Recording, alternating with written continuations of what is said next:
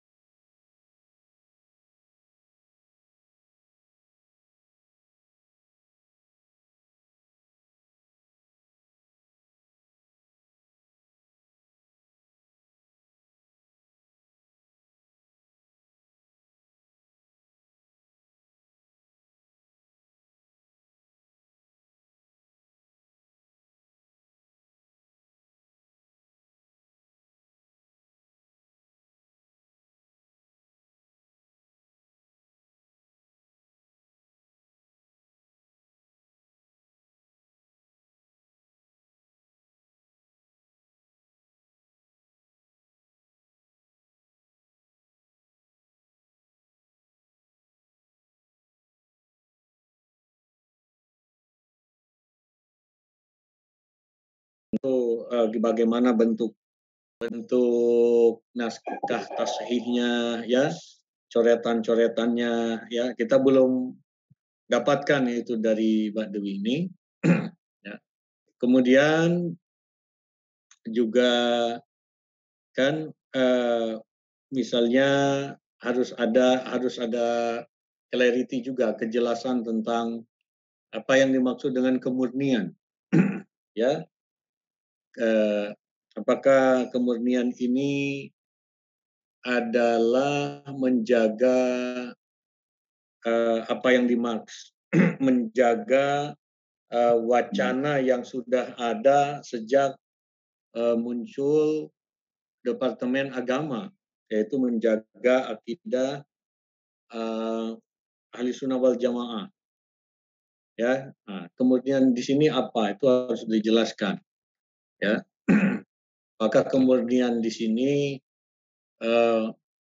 menjaga dari penafsiran selain ahli sunni, gitu ya. Itu juga harus dijelaskan ya. Nah, menjaga hurufnya, menjaga katanya, menjaga penafsirannya itu juga harus dijelaskan gitu. Kemudian kalau ada tasih online, tampakkan mana websitenya, gitu ya. Kemudian kalau di abstrak Anda katakan tujuannya adalah profesionalisme ya, dan profesionalisme lembaga lajnah pentasihan pentasihan mushaf Al-Quran, tapi apakah LPMQ ini muncul di pertengahan abad ke-20 itu juga ada tujuan teologis, artinya menjaga akidah Ahlussunnah wal Jamaah. Nah, ini juga beberapa pendalaman ya uh, yang harus dikembangkan sebenarnya untuk melihat konteks keislaman di Nusantara, melihat Islamic public sphere, ya, ranah publik Islam di Indonesia, di Nusantara, ya kan? Dan saya akan berikan dulu insight ya, karena kalau dosen itu kan menurut saya perlu mencerahkan dengan beberapa pandangan yang tidak terduga atau pandangan yang untuk memperbaiki pemikiran atau paper Anda. Nah, misalnya juga harus jelas itu. Kalau Anda sudah menyebutkan bagus LPMQ ya, tahun 1 Oktober 1959, okay. Tapi konteks sosial politiknya gimana ketika itu?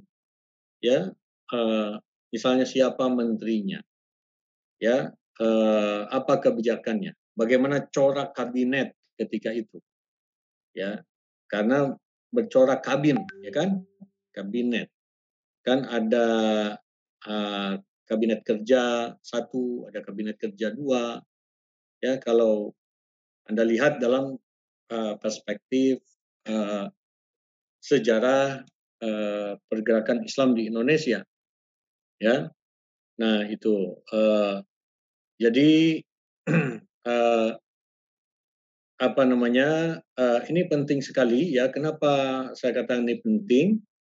Karena begini saudara-saudara, ya, sebelum kita masuk ke detail ya. Bung Karno ya, kalau Anda pelajari teks-teks pidato Bung Karno di tahun 50-an ya, kan ini LPMQ 59 ya. 1 Oktober 59 itu sangat membutuhkan ada penerus lidahnya ke masyarakat umum, ya. Dan ketika itu yang paling banyak kan Muslim, Nahdlatul Ulama termasuk banyak ya, di samping Muhammadiyah. Nah, maka ditunjuklah misalnya Kiai Haji M. Wahib Wahab sebagai Menteri Agama, ya. Dan kalau kita lihat dalam sejarah Kementerian Agama, ya, Kiai Haji M. Wahib Wahab ini menjadi menteri 2 kali, ya. Kenapa saya jelaskan ini? Karena mesti ada link hubungan antara kebijakan menteri atau kementerian, ya, institusi dengan pentasihan Al-Quran. Dan akan menarik kalau Anda komparasikan ya antara pentasihan Al-Quran secara online sekarang ya di abad 21, di abad digital, ya, milenial, dengan masa-masa pergerakan nasional pasca kemerdekaan awal. Ya. Nah, Kiai Haji M. Wahib Wahab ini menjadi Menteri Agama sejak Kabinet Kerja 1. Ya. Itu 10 Juli 1959 ya. Sampai kapan ya? Sampai 18 Februari 1960. Ya, coba Anda bisa cek lagi lah ya apakah mengenai tanggalnya ya akuratnya. Nah, Tapi yang penting ada di masa Kabinet Kerja 1, ya. Kemudian dia diangkat lagi pada Kabinet Kerja 2, ya. Pada tanggal 18 Februari, ya, 1960 sampai 6 Maret 1962. Mungkin di antara Anda ada yang sudah lahir, ya, atau belum, ya. Nah, dan kepada Kabinet Kerja 1 ketika itu kan Perdana Menterinya Soekarno, ya, dan Menteri pertama itu adalah Juanda, Juanda Kartawijaya, dan Wakil Menteri pertamanya Jailemena, ya. Nah, yang sebelumnya merupakan Kabinet Juanda, ya. Nah, sekarang persoalannya gini, dalam sejarah itu kan selalu ada masalah. Gini, Kabinet Juanda, jadi sebelum Kabinet Kerja, ya, sekali lagi saya katakan, sebelum Kabinet Kerja 1, di mana sebelum Kabinet Kerja 1 dan 2, di mana Menteri Menteri Agama Kiai Haji M. Wahid Wahab menjabat sebagai menteri 2 kali, itu kan Kabinet Juanda. Nah, Kabinet Juanda adalah Kabinet Zaken, ya kan? Dalam bahasa Belanda diambil dari kata zak, ya. Ada zak, ada zak, ada zak, ada zak, ada ZAK, ada ZAAK.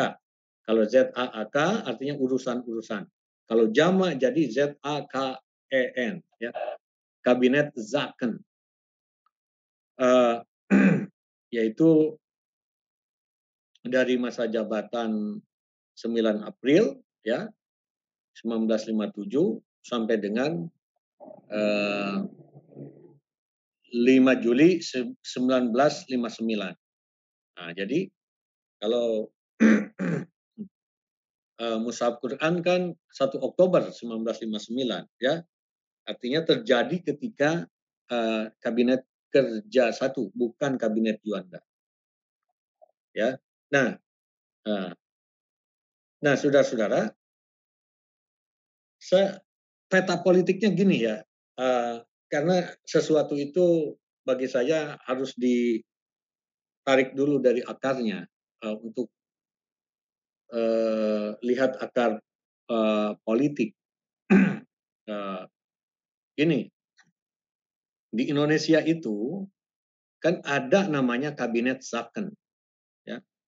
Sebelum munculnya Kabinet Kerja 1 dan Kabinet Kerja 2.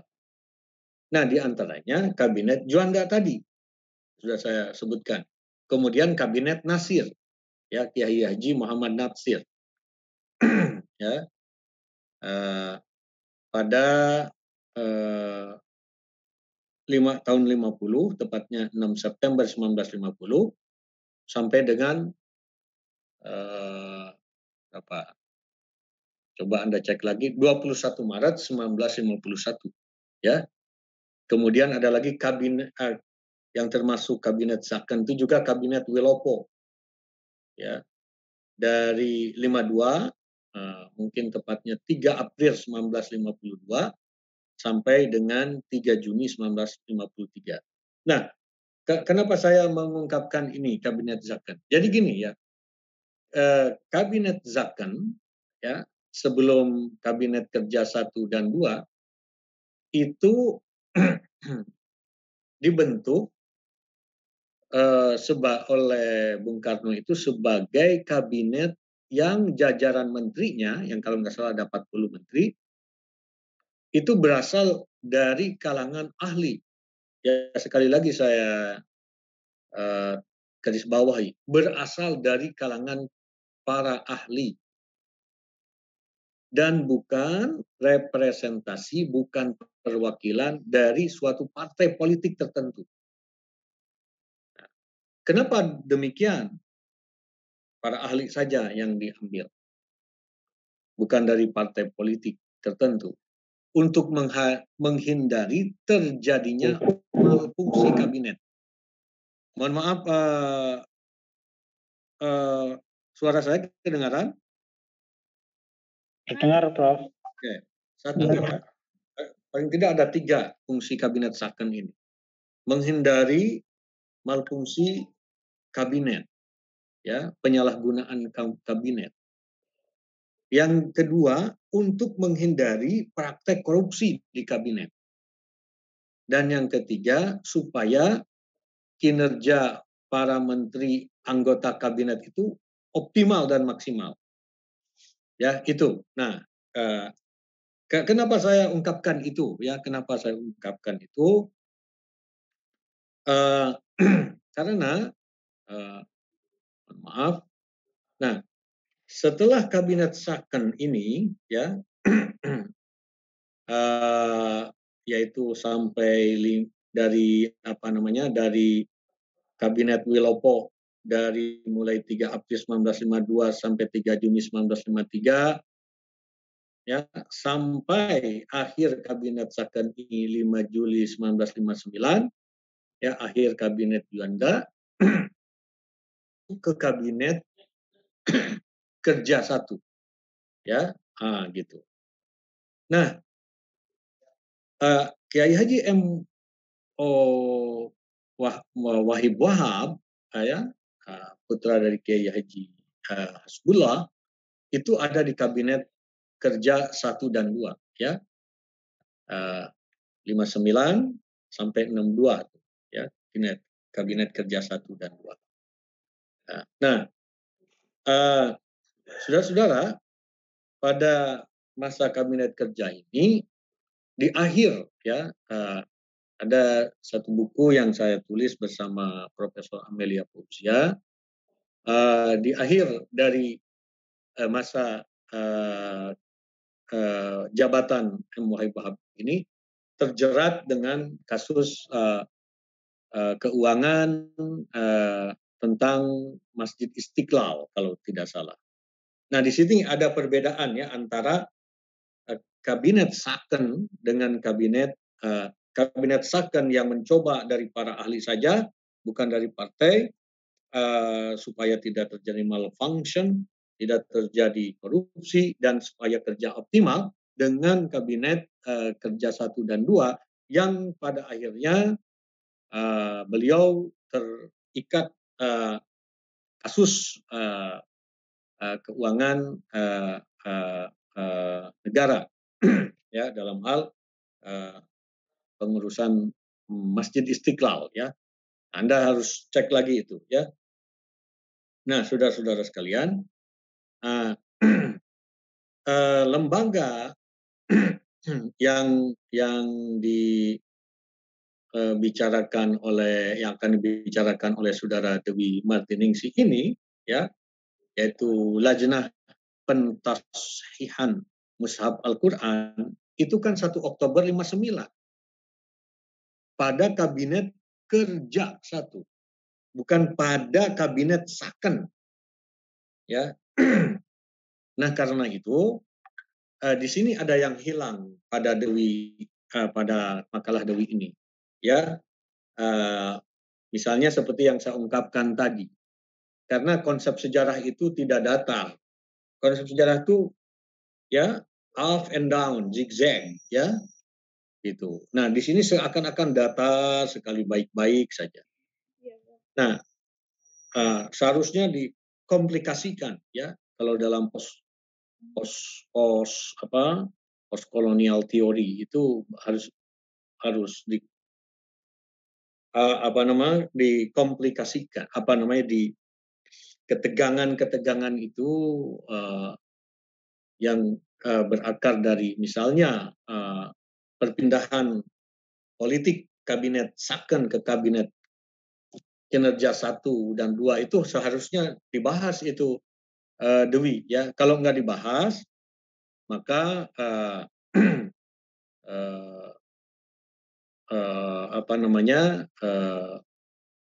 itu saya masuk dalam illiterate, ya, tidak melek gitu, ya, tidak melek konteks. Nah,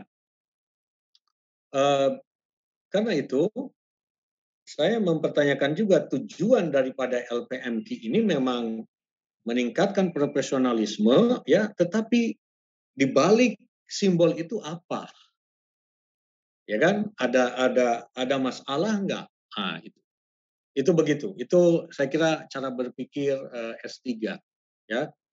Nah, ya, kemudian kemudian saudara-saudara, ya, perlu Anda ketahui, ya, bagi saya, dan ini harus ada dibuktikan juga, ya, kabinet Second itu bagi saya itu jadi model, ya, dalam model dalam kemerdekaan Iran, ya. Karena Indonesia lebih dulu kan merdeka 17 Agustus tahun 45 itu Indonesia, ya. Tapi Iran merdeka, ada yang tahu kapan Iran merdeka?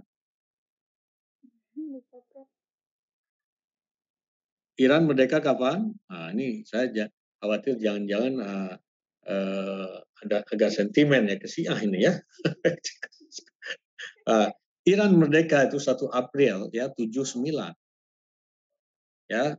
1 April 1979, di mana terjadi di dunia itu, terutama di Amerika Latin, ya, di Nicaragua misalnya, ya, di itu terjadi namanya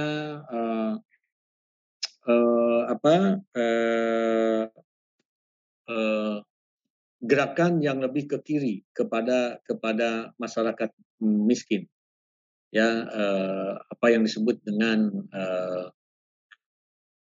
itu menarik, ya.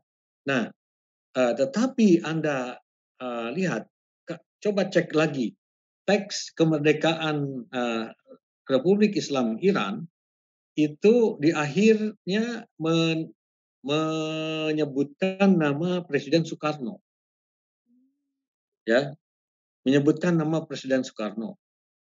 Ya, pertama mungkin karena pengaruh Asia Afrika, ya, yang didirikan di Bandung pada tanggal, ada yang ingat tanggal berapa Asia Afrika? Sering ke Bandung, terutama orang Bandung harusnya hafal ini. Kedengaran suara saya? Kedengaran, Prof. Ya, tapi kok nggak ada yang jawab dari tadi, ya? Kenapa itu? Kok nggak ada yang jawab? 18 sampai 20 April 1955. Berarti itu dalam masa kabinet Second. Dan Iran utusan, kan ada 20 negara, termasuk Iran. Iran itu di samping Cina, termasuk Iran. Ya. Nah, jadi sudah mengenal pemikiran Soekarno ini. Ya. Nah, ketika merdeka 1 April 79 Iran itu, ya, saya pernah melihat naskah kemerdekaannya itu, deklarasi kemerdekaannya ada nama Soekarno. Gitu. Ya. Nah, wilayatul faqih yang dipakai oleh Iran, ya, menurut hipotesis saya, dan itu perlu lebih banyak dibuktikan lagi, ya, ini kan insight, ya, insight itu supaya mendorong Anda untuk berpikir lagi, ya. Itu wilayatul faqih itu kan terdiri dari para ulama, ya, gitu, para ahli, ya. Saya yakin itu mencontoh kepada kabinet Second Bung Karno. Apalagi nama Bung Karno disebutkan di teks yang begitu prestisius kemerdekaan Republik Islam Iran. Ya, nah, jadi konteks tersebut saya merasakan masih hilang di sini, Badawi, ya, di naskah Anda, ya, masih hilang gitu. Jadi itu sebenarnya konteks dari gerakan periode ke periode itu perlu dilihat, kemudian apa tujuan LPMT dari tahun ke tahun, Dan tapi pada pelaksanaannya gimana, ya? Penjagaannya apa? Penafsirannya gimana? Ya, terus yang dijaga itu apanya gitu. Ya kan? Nah, kenapa saya katakan seperti itu? Karena eh, ranah publik kontestasi dalam ranah publik Islam di Indonesia itu berakar dari tahun 1950-an, di mana Kiai Haji Abdul Wahid Hasyim mengemukakan pentingnya pikiran kritikal sebagai menteri pertama, ya, dan diangkat beberapa kali lagi sebagai menteri, ya. Tapi kemudian oleh menteri kedua, ya, itu kan eh, eh, eh, lebih kepada Islam skripturalis, artinya pada tekstual. Ya, nah ini bagaimana juga itu pengaruhnya kepada lajnah pentasihan mushaf Al-Quran. Nah ini saya kurang melihat antara kebijakan negara dengan konteks politik uh, yang hubungannya dengan LPMQ. Siapa orang-orangnya? Nah, ini saya belum menemukan. Siapa orang-orang di LPMQ ini? Saya masih ingat ya, waktu saya masih kuliah di uh, Social and Political Inquiry School ya di Monash University, kemudian berubah menjadi Social Anthropology and Social Sciences School. Itu datang ibu, dia dosen UIN juga, Profesor Ibu, saya lupa tapi lupa namanya, dan lebih baik lupa namanya ya daripada sebutkan.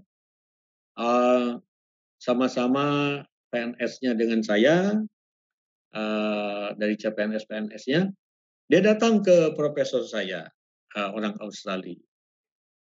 Menurut Abdurrahman Basmasi, menurut Anda Syiah itu sesat atau tidak? Supervisor saya, pembimbing saya diam aja gitu ya, dia gitu ya. Nah, jadi dia menyesat-nyesatkan, dan ternyata namanya adalah sebagai salah satu pentashih. Nah ini jadi world view, kriteria ya corak perilaku dari para pentashih itu juga perlu dilihat, Dewi. Ya. Nah ini saya belum melihat itu, Dewi ya. Jadi izinkan saya sebelum Anda presentasi supaya Anda dapat insight dulu, ya kan, daripada cuma dengar saja gitu loh. Iya nggak? Betul nggak? Ya, ini kan S3. S3 kan harus pencerahan itu dari berbagai aspeknya. Jadi ini Dewi, ini Anda harus bongkar. Ya, ini baru 0,1%-nya. Ya, itu artinya draft ada apa adanya dulu. Ya, kalau Anda mau, ya, coba lanjutkan komunikasi dengan saya. Ya, lanjutkan komunikasi dengan saya. Tanya atau enggak, Dewi? Ya. Makalah ini mau jadi S3-nya atau tidak? Begini, Prof. Kan Halo? ya, suara saya kedengaran? Oh, enggak ada yang jawab. Sebentar. Halo, terdengar, Prof. Halo? Kecil sekali. Halo, sebentar saya pakai headset. Lebih dekat lagi bicaranya. Oke, sebentar Prof, saya pakai headset, Prof. Enggak, saya bertanya dulu ini. Coba apa sih apa judul untuk disertasi Anda? Ya, suara saya sudah kedengaran, Prof.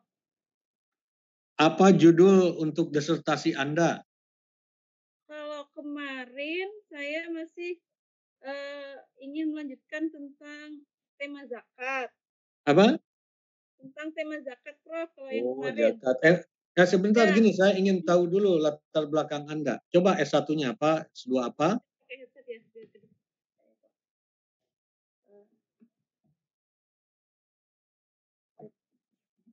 Kedengaran nggak tidak, Prof? Suara saya lebih jelas? Wahuna Aro Muhammad Ali Asy-Syahrani. Afwan min aina antum?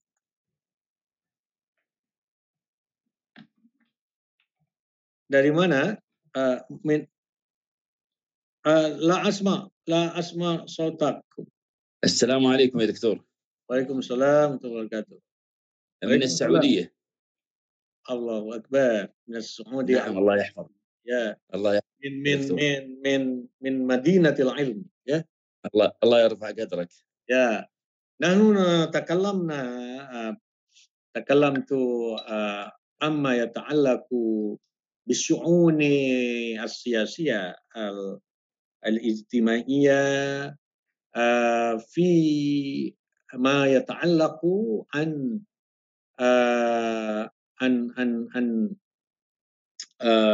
كيف عن المنظمة لتصحيح القرآن بإندونيسيا من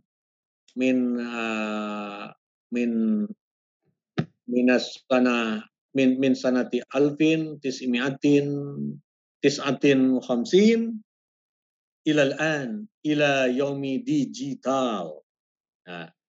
وقلت لدوي مارتينينغسي لابد لها أن توصل هذه الأمور بالأمور التاريخية السياسية الاجتماعية من أول قيام هذه المنظمة إلى هذا اليوم. كذا شيخ محمد علي الشهراني إن شاء الله. وكذلك ربما هناك العلاقة بين المملكة السعودية العربية في سير وزارة الشؤون الدينية في إندونيسيا في أمور تصحيح القرآن الكريم. ربما هناك العلاقة ربما من جهة مالية من الموارد المالية التي أعطى المملكة لجمهورية إندونيسيا. تعرف شيئا عن هذا؟ أعرف والله يحفظك يا بروفيسور أن فيه تعاون كبير بين السعودية والجمهورية الأندونيسية منذ زمان. نعم وتعاون مبارك إن شاء الله تعالى ومثمر تعالى. تعاونوا على البر والتقوى ولا تعاونوا على الإثم والعدوان. وأسأل الله أن يمتد هذا إلى أكبر من ذلك إن شاء الله. الحمد لله. يا الله بارك الله فينا إن شاء الله. اللهم آمين. Nah, Dewi, takallami bil lughah al-arabiyah. Lah. Masih aja Prof, baru ngerti-ngerti. Coba juga campur bahasanya pakai bahasa Arab juga, ya. Nah, jadi gitu, Dewi, ya sudah ditangkap enggak? Karena ya dapat banyak pencerahan, Prof. Ya, karena Anda berbicara Anda kalau berbicara masalah tashih Quran dan Anda juga harus membahas tentang harus broad minded. Karena Anda juga harus berbicara tentang siapa? HB Yasin. Qurannya HB Yasin. Ya. Coba itu kan kontroversial, ya. HB Yasin itu alumni Yale University, ya. Waktu Profesor Bruce Loren mengajar di SPSUN Jakarta, dia minta dibawa ke perpustakaan yang ada HB Yasinnya. HB Yasin itu nama aslinya Hans Bagu Yasin, ya. Itu orang Gorontalo, ya. Orang Gorontalo itu, ya, sama-sama Bague, ya. Terus apa namanya, terjemahan Qur'annya itu ke dalam bahasa Melayu kan dapat pertentangan, ya. Eh,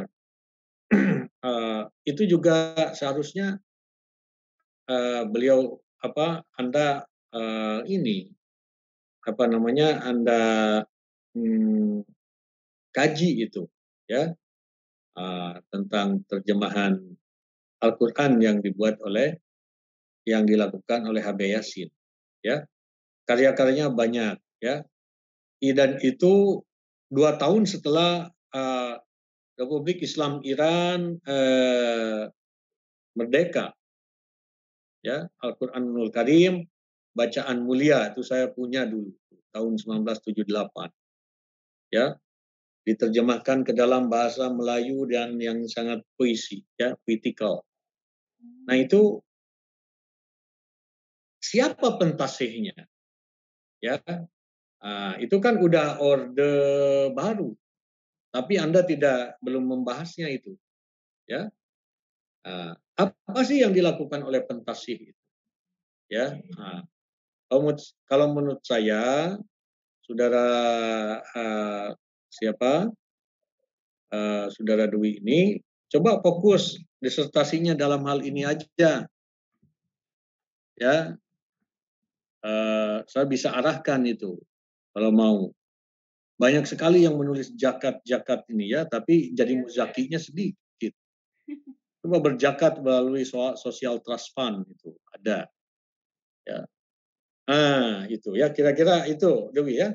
Sekarang sebelum ke yang lain-lain, saya minta Anda komentari apa yang sudah saya komentari tadi. Baik, Prof. Suara saya sudah kedengaran? Ya, kedengaran. Hal tafham Syekh Muhammad Ali Asy-Syahrani maqalat Dewi Martiningsih. Nanti diterjemahkan. Tafham am la tafham? Ud'ullah. Insyaallah yastajib lakum. Ya, ayo. Dewi pakai bahasa Arab, ya. Bilaghah al-Arabiyah, ya. Masih, Prof. Nggak bisa. Dewi dari mana? Saya S1-nya dari umum, psikologi Undip, psikologi sosial. Oh, S1. Sebentar. Ya. Kok kedengarannya kecil sekali, Dewi? Saya keraskan lagi.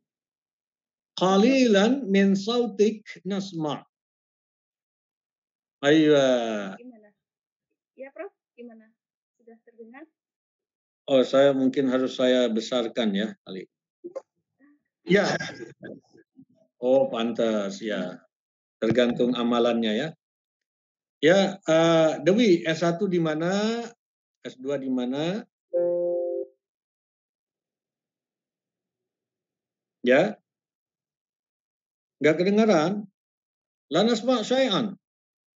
Ghairu masmu'. Waduh, nggak kedengaran sama sekali. Gini aja, coba tanpa kelihatan wajahnya.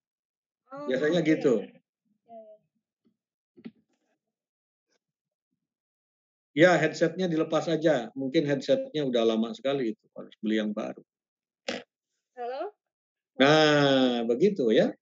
Maaf, ini agak di pedalaman, kalau di teman ini agak jelas, kalau di rumah. Nah, makanya. Suaranya Ya kan? hilang kalau ada Ya itu. Ya. Ya, coba perkenalkan dulu.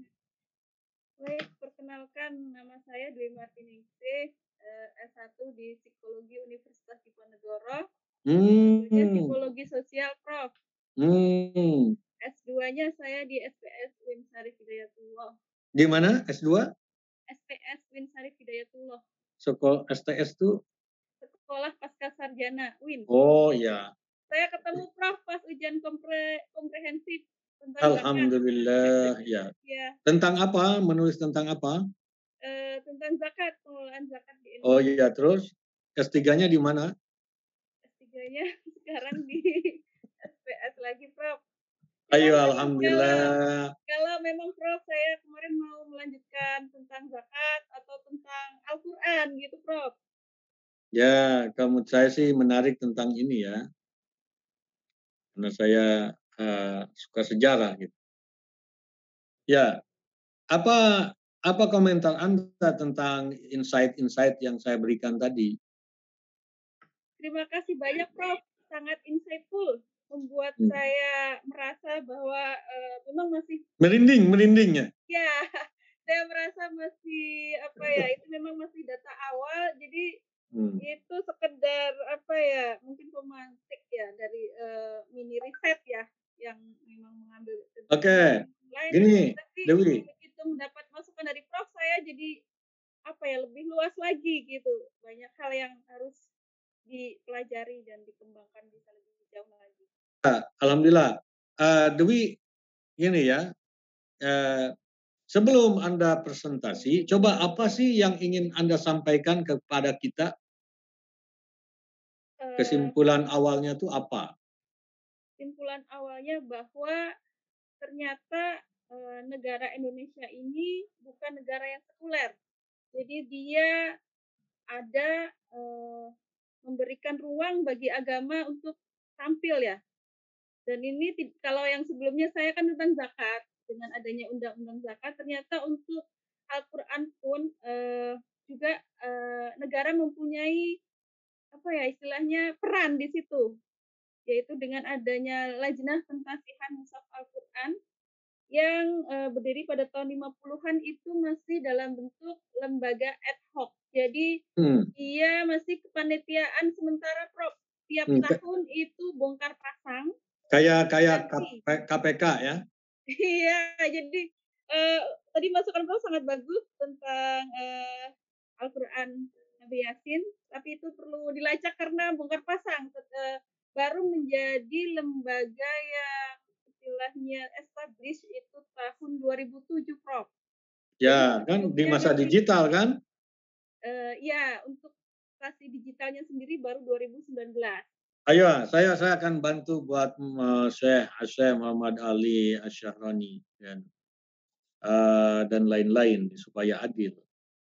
Hakadha qalat Dewi al-khulasah min risalatiha al-ilmiyah yakni anna Indonesia laisa baldatan liberaliyatan, ya. Sahih, liberal fil lughah al-arabiyah liberaliyah. Naam. Ya. Laisa baldatan liberaliyatan walakinnaha limadha lianna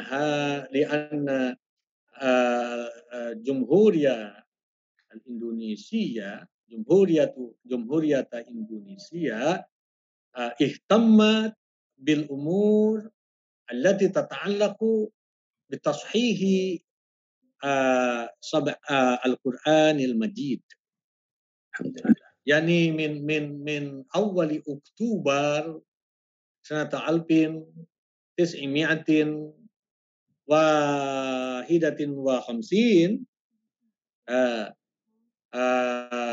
takunu hadhihi al-lajnah lajnatan ad hoc ya, sementara al-lajnatan ghairu khalidah ya lajnatan ghairu khalidah lakin fi sanati 2007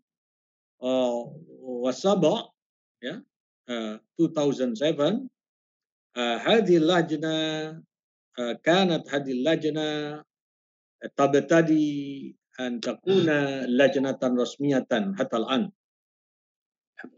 wa aiqantu anna hunaka at-ta'awun al-musyarakah wa al-inayah al-ma'una min al-mamlaka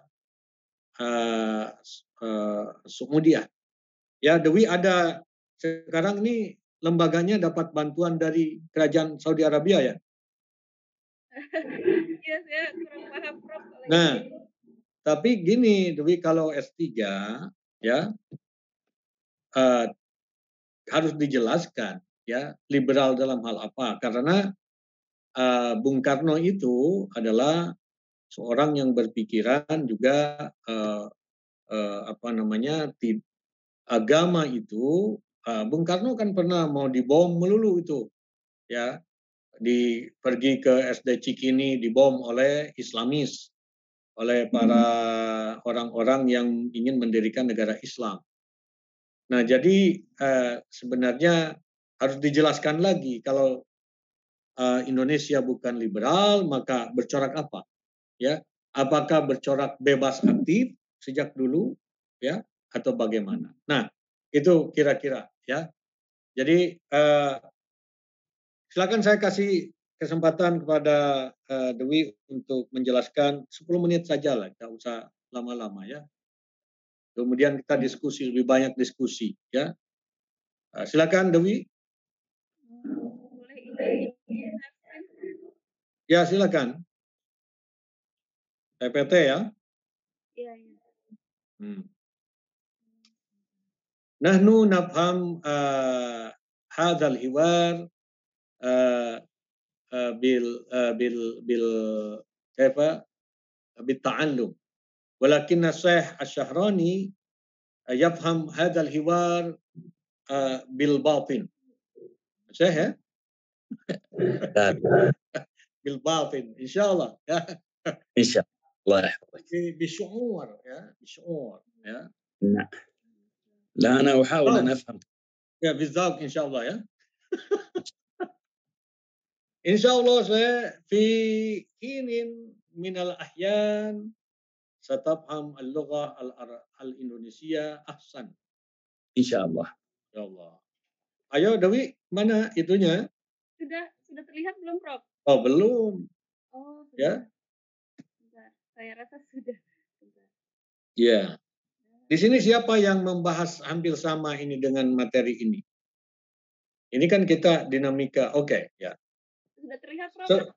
10 menit saja ya. Baik, Prof.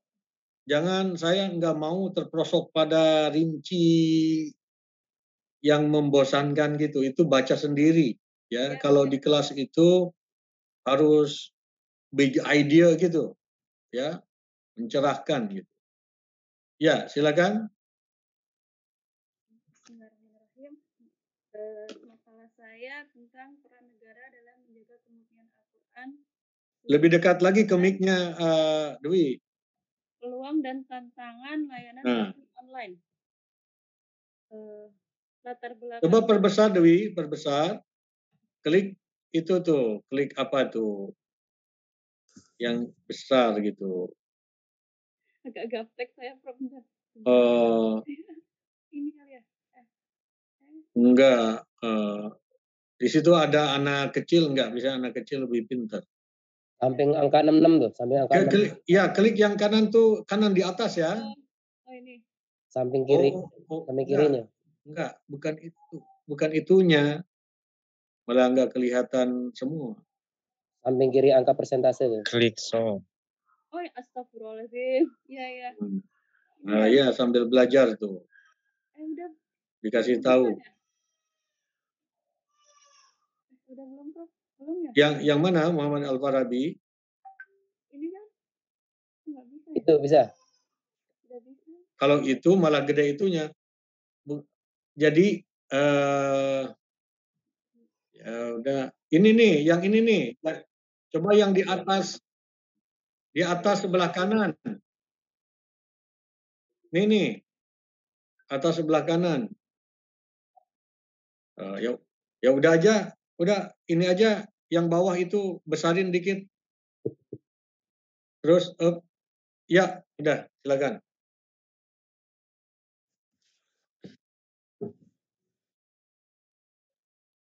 Ayo mulai. Ini latar belakang dari makalah ini adalah bahwa Allah menjamin dalam Quran surat Al-Hijr, Inna nahnu nazzalna dzikra wa innahu lahafidun, yang artinya Al-Quran ini terjaga kemurniannya, yaitu dari zaman dahulu hingga sekarang. Dan untuk mempertingkat langsung aja ke konteks Indonesia di zaman sekarang. Ya, itu kan normatif ya. Normatif. Anda perbanyak dalam hal empirisnya, dalam literatur. Dan ini ada, kalau tadi Prof menyampaikan harus ada dinamikanya ya, mungkin ini belum lengkap, tapi setidaknya ada sudah ada sedikit catatan perkembangan dari peran negara dalam menjaga kemurnian atau kesahihan Al-Quran, yaitu dari tahun 1930 dengan adanya pentasihan ini yang dimulai oleh Syekh Sulaiman Ar-Rasululi yang melakukan pentasihan di Al-Quran di Bukit Tinggi, yang ini juga dilakukan oleh Kiai Haji Muhammad Usman, Muhammad Badawi, dan lain-lain. Jadi sifatnya dari zaman itu sebelum kemerdekaan ya, dilakukan oleh kalangan ulama. Jadi karena Indonesia belum merdeka, penjagaan Al-Quran ini dilakukan oleh ulama. Kemudian setelah Indonesia merdeka, ini pada tahun 1990-an, berdiri Lajnah Tafisi Al-Masih Al-Syarifah, yang ini diketuai oleh dulu rektor pertama IAIN Sunan Kalijaga, yang juga beranggotakan para ulama yang masyhur saat itu. Dan kemudian pada tahun 59 ini berdiri Lajnah Pentasihan Mushaf Al-Quran yang dikukuhkan melalui Peraturan Menteri Muda Agama nomor 11 tahun 59. Dan ini sifatnya masih ad hoc, jadi belum sebagai lembaga yang tersendiri. Yang kemudian selanjutnya pada tahun 70-an, ini Prof ini belum tercatat, ini Lajnah di bawah Lektur Keagamaan Departemen Agama. Nah, ini belum masuk di sini, ini ada tambahan di situ, sehingga kemudian pada tahun 2007 Lajnah menjadi lembaga berdiri sendiri di bawah Badan Litbang dan Diklat Kementerian Agama. Dan Prof ini sangat menarik sekali, mungkin kalau Prof tadi sudah memberikan banyak sekali insight, saya juga ini ada sedikit insight juga, karena sekarang pun Lajnah sedang dalam proses transisi kelembagaan karena adanya perubahan ya politik juga, politik nanti mungkin bisa dibawa ke sana, yaitu dengan dihapuskannya litbang di seluruh kementerian. Nah, otomatis Lajnah yang ada di bawah Badan Litbang Kementerian Agama ini juga ikut kena efeknya, Prof, karena adanya hal itu.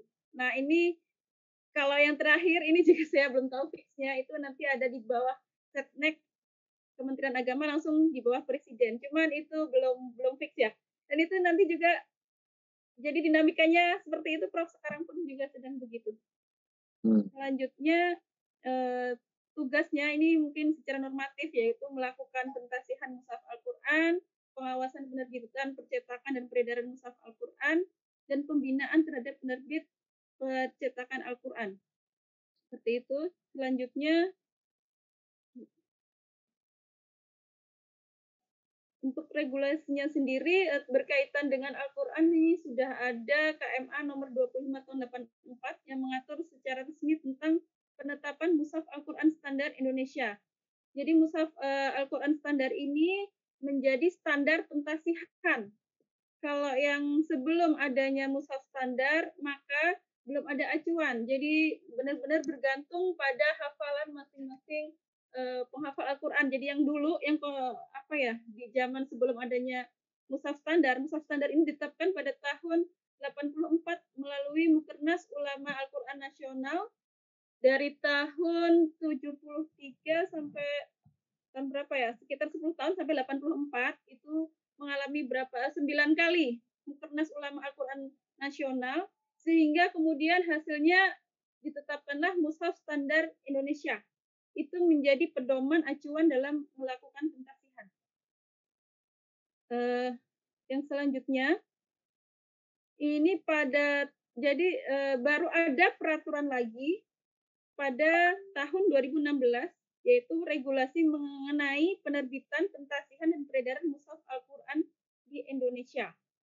Dari situlah regulasi ini masih membutuhkan semacam dinamika masyarakat terus berkembang. Jadi dengan adanya penelitian awal ini, saya juga berharap apakah regulasi yang 2016 ini sudah mampu menampung semua problematika negara dalam menjaga kesahihan Al-Quran. Seperti itu, Prof. Dan ini berkaitan dengan tasih online yang saya angkat sebagai kasus dalam hal ini, yaitu kegiatan meneliti, memeriksa, membetulkan mushaf Al-Quran yang akan diterbitkan dengan cara membacanya secara seksama, cermat, berulang-ulang oleh para pentasih, sehingga tidak ditemukan kesalahan, termasuk terjemahnya, juga tafsirnya. Ini saya screenshot kalau tadi Prof minta ininya ya, aplikasinya ini bisa diakses di www.tasihkemenak.go.id. Bisa juga sambil dibuka di sana. Di sana ada layanan aduan, ada tanda tasih, mana saja penerbit yang mengajukan dan sebagainya ada di situ. Dan ini jadi tasih online ini suatu aplikasi yang dikeluarkan oleh Lajnah untuk memudahkan dan dalam memantau proses pentasihan. Ada SOP bagaimana prosedur pentasihan mushaf itu dilakukan. Yang ditasih itu meliputi kelengkapan ayat, rasem, harokat, tanda baca, pembagian Al-Quran dan semua dan hal yang lainnya juga, termasuk tidak hanya mushaf Al-Quran. Jadi bagian dari Al-Quran seperti juz amma, Majmu Syarif atau juga Yasin Tahlil maupun buku yang berkaitan buku ajar juga dilayani seperti itu. Jadi semua yang ada kaitannya dengan ayat Al-Quran, terjemahnya dan penafsirannya. Jadi siapapun boleh mengajukan layanan pentasihan, baik pemerintah, masyarakat maupun yayasan yang akan mengedarkan mushaf Al-Quran di Indonesia. Ini jadi saya melakukan penelitian kecil-kecilan ini berangkat dari adanya survei sebelumnya. Ada survei tentang kepuasan stakeholder layanan penerbit Al-Quran sebagai pengguna layanan tasih. Di sini ada 7 indikator terkait dengan persyaratan pelayanan, sistem, mekanisme prosedur, waktu penyelesaian, kompetensi, perilaku pelaksana, dan sarana prasarana. Dan yang terlihat jelas nilainya yang kurang bagus yaitu dalam hal waktu penyelesaian pelayanan pentasihan. Dari situlah saya juga tergerak untuk mengangkat tema ini.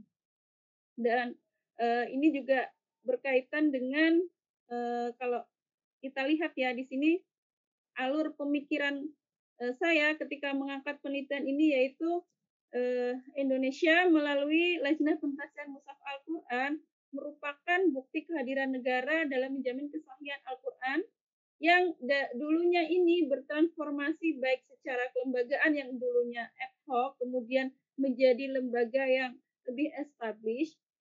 Ini juga tidak hanya dari kelembagaan tapi dari model atau bentuk pentasihannya pun berkembang. Dari dulu yang bentuknya itu ada yang perorangan ya kalau yang di luar Lajnah, ada juga yang Lajnah itu musyawarah. Jadi dulu Prof, kalau ada problem itu para ulama yang sifatnya masih ad hoc itu bermusyawarah, kemudian didiskusikan, barulah diambil kesimpulan. Nah, setelah saya belum mengetahui secara jelas detailnya, tapi begitu sudah menjadi Lajnah berdiri lebih established ini sudah melakukan sidang reguler minimal 2 bulan sekali untuk membahas problem-problem terkait pentasihan Al-Quran. Kalau ada temuan misalnya kesalahan baik konten maupun dari teksnya maupun yang lainnya itu dibahas di dalam forum, kemudian akan diberikan suatu keputusan apakah itu sudah layak mendapat surat tasih atau belum. Jadi seperti itu. Kemudian dari adanya perubahan dari konvensional ke pentasihan online ini tentu juga berefek pada pelayanan. Pelayanan di sini kan melibatkan SDM ya, SDM pentasih sendiri Prof perlu saya informasikan ini baru menjadi JFT, baru diangkat pada bulan Agustus kemarin Prof.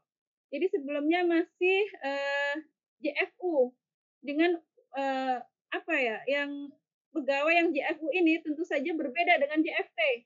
di mana JFT ini sudah ada golongan levelisasi baik pentasih pertama, muda, madya, utama itu sudah ada pembagian istilahnya level kerja. Itu juga nanti akan memudahkan ketika pembagian kerja mana-mana yang menjadi tugas level pentasih pada pertama yang dikerjakan, yang mana yang dikerjakan pentasih kedua, muda, madya dan sebagainya. Ini tentunya harapannya dengan adanya pelantikan JFT ini pun akan meningkatkan kinerja dari pentasihan yang semula mungkin masih sporadis ya, jadinya lama waktu pentasihannya itu jadi bertambah, mungkin nanti bisa lebih tepat waktu. Jadi itu seperti itu, Prof. Terus kaitannya dengan zona integritas ini karena tasih online ini merupakan suatu upaya untuk meningkatkan profesionalisme kinerja lembaga yang berdasarkan pada Peraturan Presiden Nomor 81 Tahun 2010 tentang Grand Design Reformasi Birokrasi tahun 2010-2025 dengan 3 sasaran utama, yaitu peningkatan akuntabilitas organisasi, upaya kebersihan lembaga dari korupsi, kolusi, nepotisme, serta peningkatan layanan publik. Jadi seperti itu, Prof. Untuk hasil penelitian ini sementara ya, yang saya dapatkan ini ada 5 poin utama. Yang pertama, layanan tasih online memberikan support system dan dukungan informasi agar lebih rapi dan terekod dengan baik, yaitu peningkatan transparansi publik dalam hal layanan. Jadi sejauh mana proses pentasihan itu, kalau penerbit sudah mendaftar, maka dia akan tahu, oh ini terhenti di perbaikan naskah, oh ini terhenti di pentasihan, oh ini terhenti di mana, itu terlihat. Yang kemudian mendukung pemantauan proses pentasihan itu sendiri. Yang ketiga, sistem QCR. Jadi ini sistem QCR ini adalah tasih berbasis digital. Ini seperti ini QCR. Jadi kalau Prof atau teman-teman sudah menginstal aplikasi Quran Kemenak, di situ yang di sini ini ada tempat untuk kita mengecek apakah Al-Quran yang kita pakai ini sudah ada tanda tasihnya atau belum. Ini juga berbasis digital. Seperti itu, Prof. Jadi ketahuan apakah tanda tasihnya itu sudah sesuai dengan Al-Qur'annya atau belum, bisa terlihat di situ. Kemudian yang berikutnya dari sisi penerbit. Jadi dari penerbit sendiri dengan adanya tasih online ini responnya beragam, tapi secara umum positif. Tapi ada yang beberapa belum terbiasa, jadi merasa ribet seperti itu. Dan malah lebih suka yang konvensional, yang datang langsung dan sebagainya, yang tidak perlu melalui online. Ya, ini mungkin yang perlu perlu diperbaiki, karena kalau yang sebelumnya itu kadang berbasis misalnya kiai ini dekat sama kiai ini. Jadi otomatis cepat selesai gitu, Prof, dibandingkan mungkin yang sudah datang duluan, mushaf Al-Qur'an yang lainnya seperti itu. Tapi dengan adanya pendaftaran secara aplikasi, maka yang lebih dahulu, maka pelayanan juga dilebih dahulukan seperti itu. Dan sebelum semua penerbit, terutama penerbit kecil ini terdaftar, ada temuan, bahkan saya mencari data di tasih online itu baru 1-2 untuk yang non mushaf, yang dalam bentuk Yasin, Majmu Syarif itu yang terdaftar. Padahal saya yakin sekali penerbit percetakan yang kecil, Yasin, Al-Quran dan sebagainya itu banyak sekali. Dan temuan penelitian di tahun 2020, saya mengambil tema tentang aduan masyarakat, itu ada 49 naskah Yasin, Tahlil, Majmu Syarif yang mengalami kesalahan, baik kesalahan harokat, kesalahan penggunaan kaidah Baghdadiyah tapi salah seperti itu, maupun yang lainnya, itu banyak kesalahan dan itu ternyata belum terdaftar di layanan tasih online seperti itu. Dan yang kedua, dari sisi penerbit ini saya temukan ada beberapa naskah yang lama perbaikan ya, bahkan yang dari tahun lalu itu sebenarnya sudah dikembalikan dari pentasih tapi belum diperbaiki sehingga mereka belum bisa cetak seperti itu. Untuk sisi SDM ini memang ada beberapa saya temukan tapi belum saya telusuri, karena dari tahun 2019 Januari sampai sekarang ada 400-an proses, ajuan pentasihan, Prof. Jadi saya mantenginnya butuh waktu. Ini belum saya pantengin semua, tapi memang beberapa ada yang melebihi jangka waktu SOP. Karena untuk masing-masing mushaf itu ada perbedaan. Untuk mushaf saja berapa lama, untuk mushaf dan tajwid, ada mushaf dan terjemah itu beda-beda jangka waktunya. Oke, 3 menit lagi. Dari sisi regulasi ini untuk future work ini perlu ada evaluasi implementasi PMA nomor 44 tahun 2016 karena agar bisa mengikuti dinamika di masyarakat. Yang kemudian dari sisi masyarakat muslim secara umum di Indonesia juga masih banyak yang belum mengenal tanda tasih. Bahkan mereka juga tidak tahu kalau membaca Al-Quran itu perlu tahu apakah ini sudah ditasih atau belum, mereka tidak tahu. Apalagi adanya layanan aduan mushaf bermasalah via tasih online. Jadi kalau ada kesalahan kesalahan tulisan atau yang lainnya, masyarakat bisa memberikan aduan lewat layanan tasih online. Dan ini tadi saya sampaikan perbaikan dari sisi internal SDM dengan adanya upaya selama 3 tahun terakhir dari Lajnah itu berupaya menggodok agar pentasi ini menjadi fungsional khusus tersendiri sehingga dari sisi kesejahteraan dan dari profesionalisme diharapkan lebih baik seperti itu, Prof. Dan pada 24 Agustus 2021 sudah dilantik alhamdulillah 17 pejabat fungsional pentasih Al-Quran oleh Kepala Badan Litbang dan Diklat. Dan ini sebagai lampiran, ini contoh tanda tasihnya. Coba diperbesar, siapa saja itu 17 itu? Ini 2017, sebentar. Nah, ini tanda tasihnya.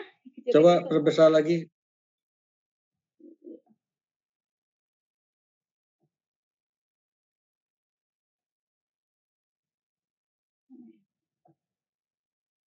Ke atas kan, itu nama-namanya. Oke. Baik. Itu oke. Terima kasih Dewi ya. Ya, silakan. Ya itu coba saya ingin tahu tuh nama-namanya itu. Yang besar lagi coba. Ada Abdul.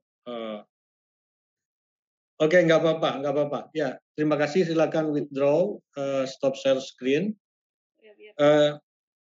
Ya, sebelum tanya jawab gini. Masing-masing periode ya, ada masa awal kemerdekaan, ya, Orde Baru, ya kan? Awal kemerdekaan di Orde Baru, Orde Lama, kemudian Orde Lama, kemudian reformasi. Di reformasi ini kan ada masa digital. Nah itu tuh kalau dilihat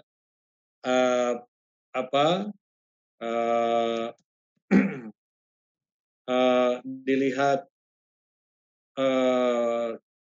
perilaku karakter atau sikap, ya. Itu menarik kalau dilihat misalnya dari dalam perspektif misalnya dengan pendekatan baik kualitatif maupun kuantitatif. Maksud saya kuantitatif adalah dengan angka-angka gitu. Terutama Dewi, Anda kan pernah mempelajari statistik di psikologi ya? Pernah? Pernah, Prof. Ya, coba kalau pakai ya melihat siapa saja yang terlibat dalam pentasihan itu dari awal, dari 59 sampai 2021 Agustus itu, ya, sampai sekarang dengan kuantitatif kira-kira Anda pakai metode apa kuantitatifnya gitu? Kalau sekedar menggambarkan mungkin deskriptif kuantitatif, Prof. Ya, itu maksud saya. Ya, deskriptif kuantitatif. Jadi Anda pelajari pentasihan Al-Quran itu in the perspective of social science. Karena social science itu biasanya deskriptif kualitatif. Nah, itu kira-kira ya. Anda kuat di situ. Mungkin Anda excel daripada kita di situ. Saya ingin tanya dulu di sini. Siapa yang pernah mempelajari statistik di samping Dewi? Ada? Siapa?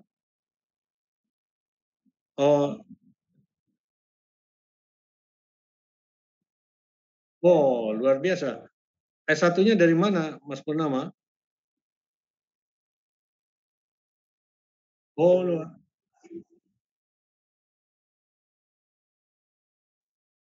bagus. Terus?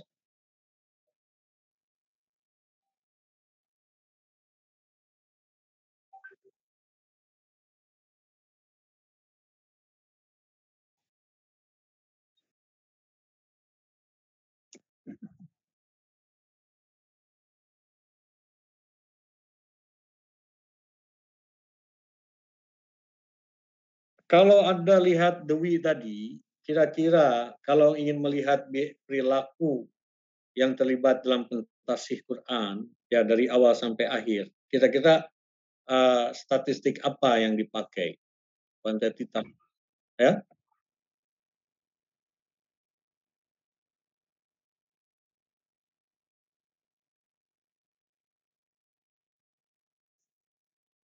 Ya.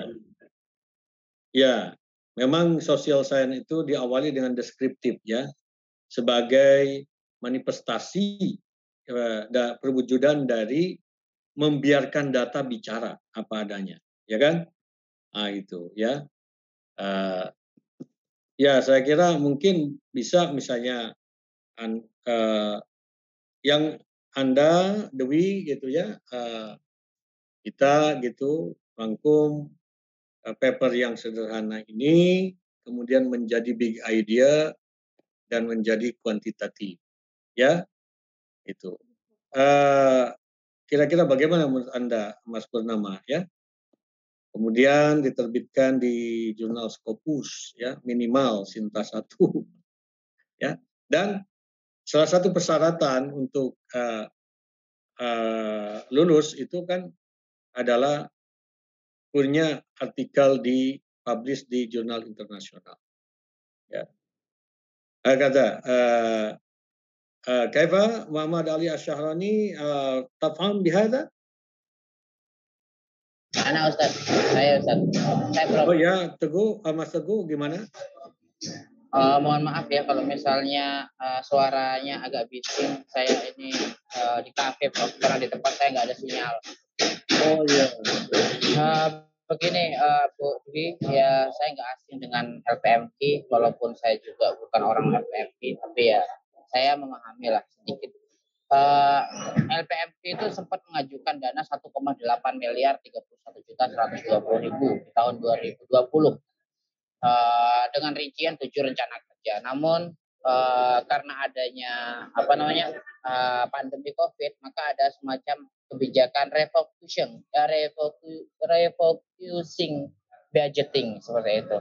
Jadi tinggal yang awalnya 1,8 miliar 31.120.000 jadi sekitar 1,1 miliar seperti itu. Nah, sejauh mana hal itu berdampak pada layanan online secara tafsili ya, secara detail.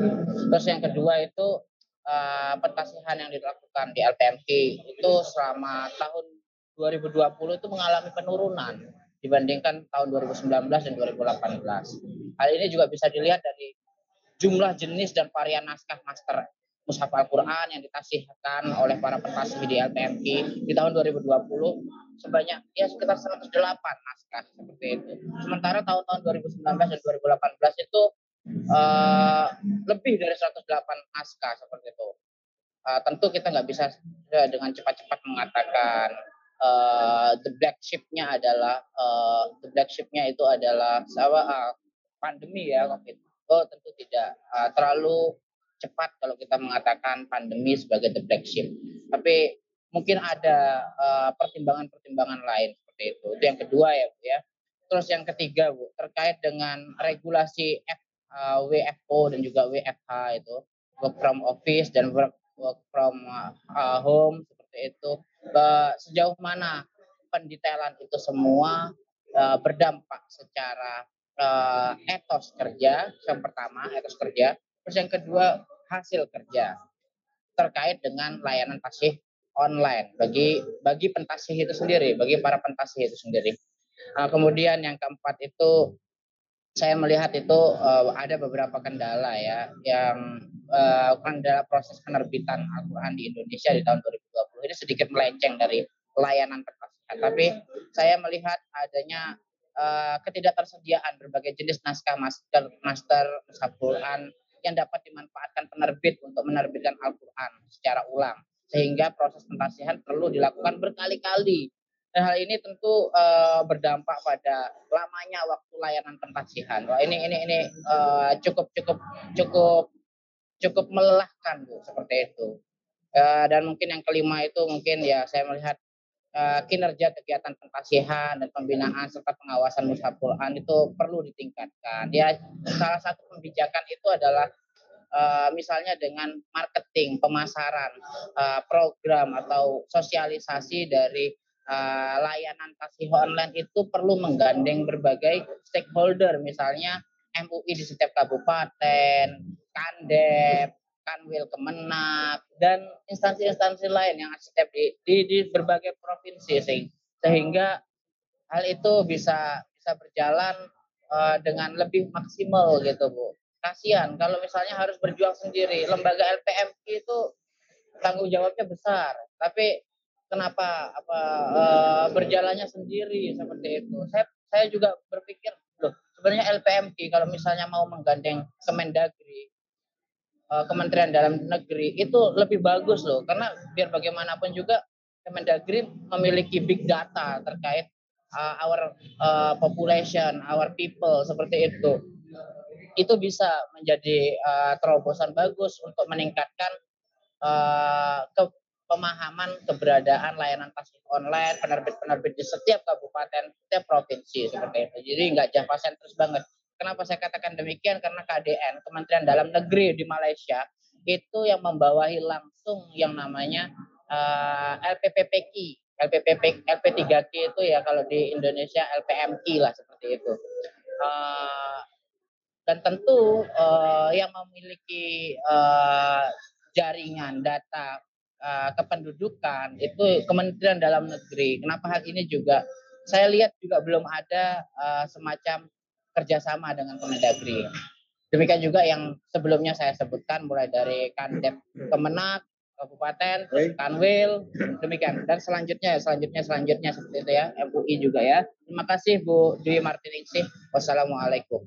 Ya, tadi pertanyaan-pertanyaan detail tadi hendaknya jadi catatan bagi Mbak Dewi untuk mengembangkan papernya. Sekali lagi kalau dari sisi saya mendorong untuk sisi penulisan lanjut dan penerbitan, ya. Kalau saya tanya tadi siapa yang pernah belajar statistik, misalnya di samping Mbak Dewi ada Mas Purnama. Sekarang saya tanya siapa yang kira-kira di sini pernah belajar ke Timur Tengah. Artinya bahasa Arabnya kanat lugatuhu al-arabiyyah mumtazah. Siapa yang bahasa Arabnya bagus di sini?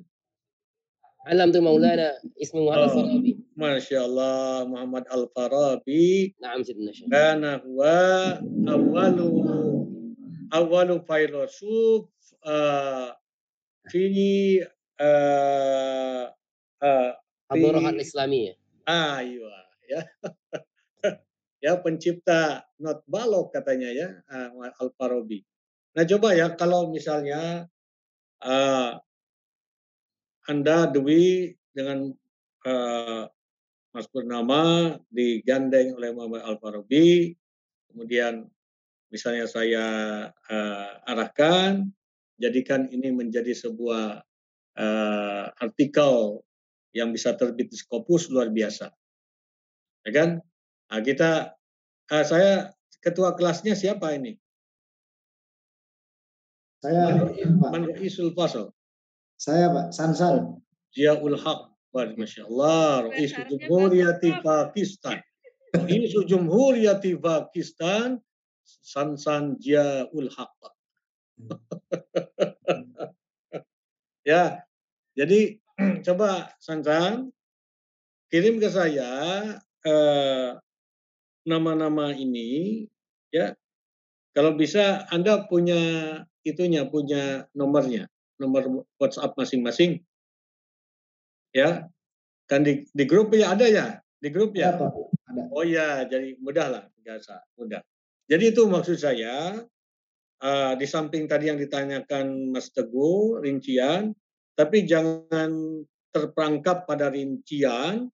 Rincian itu sudah tanggung jawab. It's your cup of coffee, ya, yang harus Anda tuangkan. Tapi kita punya tugas untuk mampu menulis dan mampu menerbitkannya dalam Scopus. Gitu, Dewi. Kira-kira Dewi gimana? Ini sangat menarik sekali, Prof. Saya memang ingin masuk ke Scopus karena kemarin saya berusaha untuk membuat tugas ini bibliografi. Ya, gini aja. Tapi tidak jadi karena belum ada Scopusnya, Prof. Ya, nanti gini aja. Ada ingin jadi ulama Scopus ya.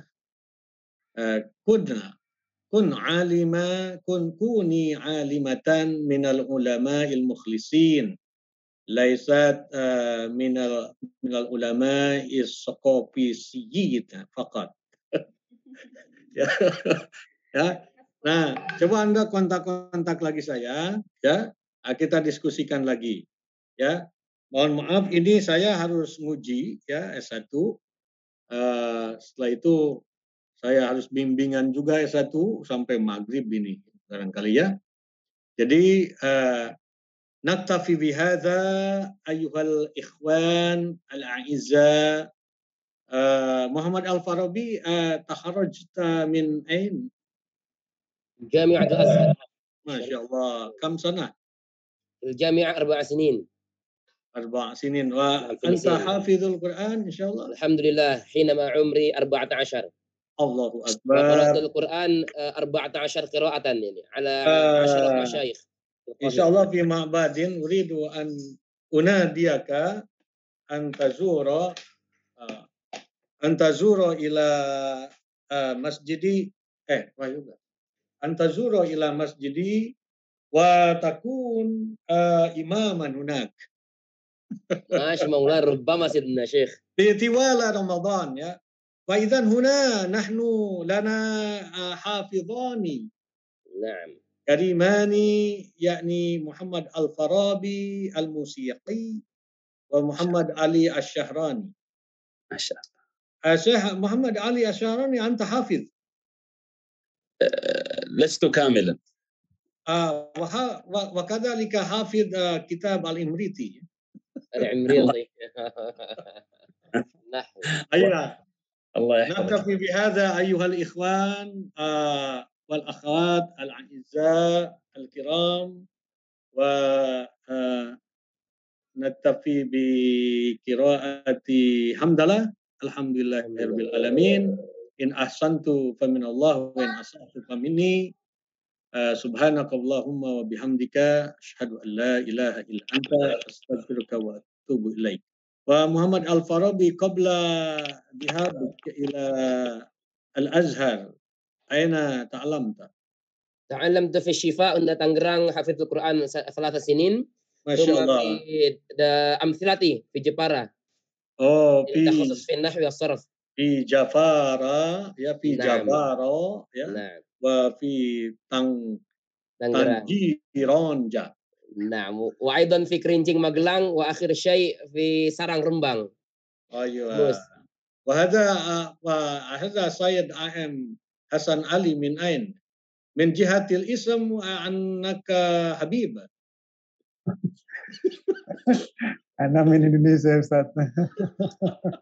هو شيخ المشايخ ده. هنا رقية بنت رسول الله صلى الله عليه وسلم. يا كيف حالك رقية؟ Naam, Prof. Alhamdulillah bil khair, insyaallah. هذا محمد علي هذه بنت اسمه بنت رسول الله ya رقية. Ada Amirullah, Masya Allah, Amirullah ya. Wa Imam Sadili wa Dani Ramdani, hada Sundawi ya. Dani Ramdani. Naam. As-Sundawi yuridu ay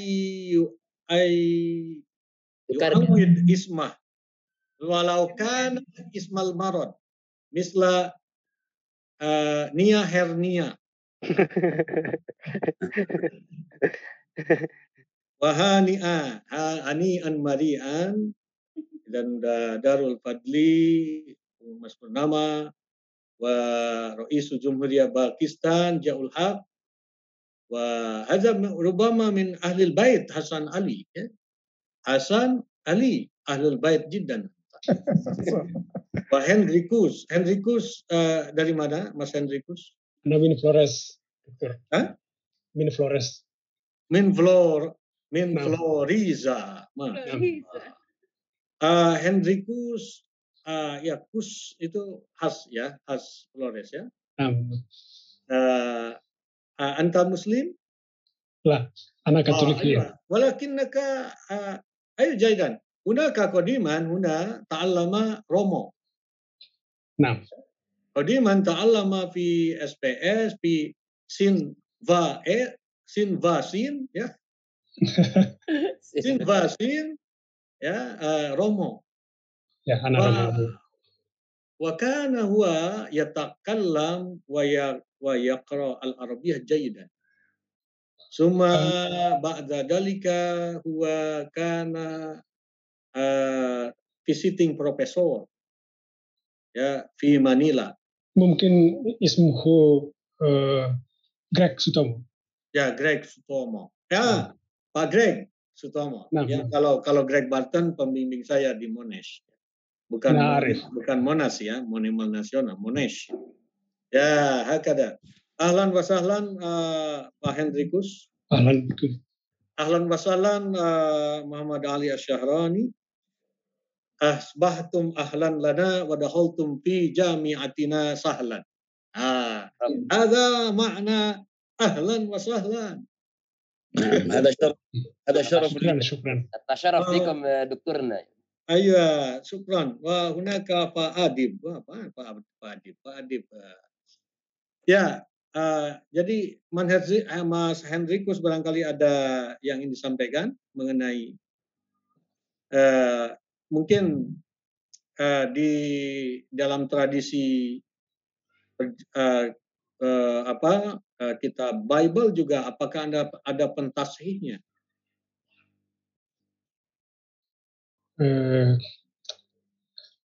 Terima kasih, Profesor.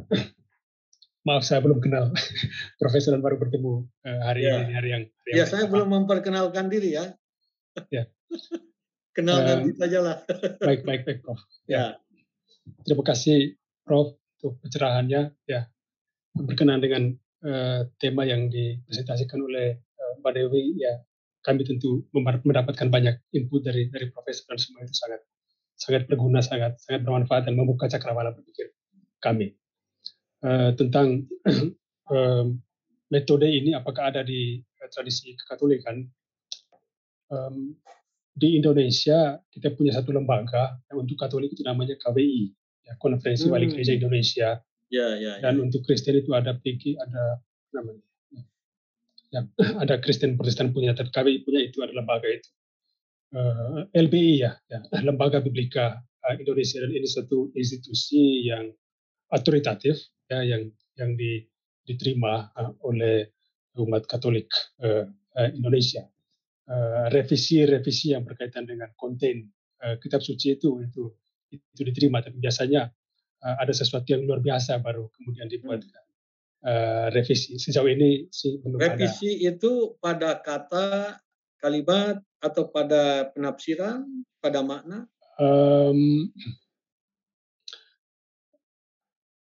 Ini juga yang adaptif, yang belum dijawab Dewi ya. Yang perlu dijawab itu adaptasi sebetulnya soal perkembangan bahasa ya, perkembangan bahasa. ada bahasa anak-anak, itu lalu kemudian orang dewasa dan juga bahasa yang dan terutama saya sekolah di DUK ya.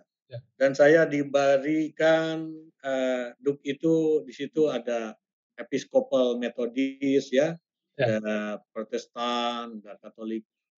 Jadi saya dikasih Bible bil lughatil Arabiyyah. Ya. Saya juga punya. Ada enggak? Saya punya. Al-hunaka lajnatu tashih li Bible bil lughatil Arabiyyah. Itu juga mungkin tidak usah dijawab sekarang, ini sebagai pendalaman aja. Ini sebenarnya bisa jadi disertasi ya Dewi ini ya. Perbandingan dengan Anda konsultasi dengan Romo Hendrikus, Romo ya, bukan Romo ya, dan Mas Hendrikus itu. Tapi Anda fokus saja di situ karena lama nanti ya, 4 tahun. Saya harap 4 tahun Anda selesai ya. Arju alaikum jami'an an ayyakuna ta'allamukum fi hadhil jami'ah ya. Ghaira aksar min 4 sanawat. Naam, hunaka tulu zaman qala al-imam Ali karamallahu wajhah. Tulu zaman. Walakinna tulu zaman hadha min al-mahdi ila al-lahdi. Ya. Wa kaifa satakunu scholar nanti, masa mau sampai ilallah di wisuda, ya kan? Mengartikan tulu zamannya hati-hati. Jadi tolonglah 4 tahun sudah wisuda. Ya, karena menurut IPEPA akreditasi itu sekarang pada kecepatan belajar juga mahasiswa. Baik ya, terima kasih. Mohon maaf jika ada kata yang kurang berkenan. Kalau salah silakan dikoreksi, dan Badawi silakan kontak-kontak lagi dengan saya untuk kalau Anda berminat ya kalau tidak berminat gak usah ya. Sangat diperbaiki Mas Ustaz. Iya. Ya, kalau nggak berminat ya kan? Ya. Wa kadzalika dari Flores sampai ke Saudi Arabia, sampai ke Al-Farabi, sampai ke Pakistan, dan sampai ke Iran. Itu ya, Masya Allah. Assalamualaikum warahmatullahi wabarakatuh. Waalaikumsalam warahmatullahi wabarakatuh. Atur nuhun Ustaz. Sami. Ila liqa ya. Afana ana live ya. Ayo. Iya, ada.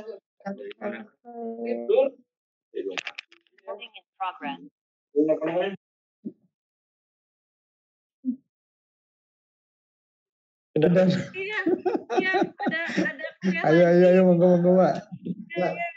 Ayo, Bidaro. Sholat dulu Pak. Ayo sholat dulu.